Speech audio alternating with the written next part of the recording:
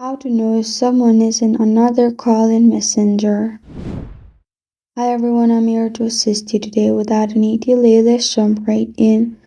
First, open Messenger. Simply click on the chat of the person. Click on call at the top and try calling them. If the call goes through and that person will be able to pick the call, that means they were not in another call. But if you're calling that person and after 1 second the call ends and it will show another call, the person is in another call, that means the person is in another call.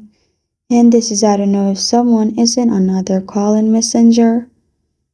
Thank you for joining me today. If this video helps you out, please leave a like and subscribe for more. Got a question or want to suggest a topic? Comment below. Thank you for watching.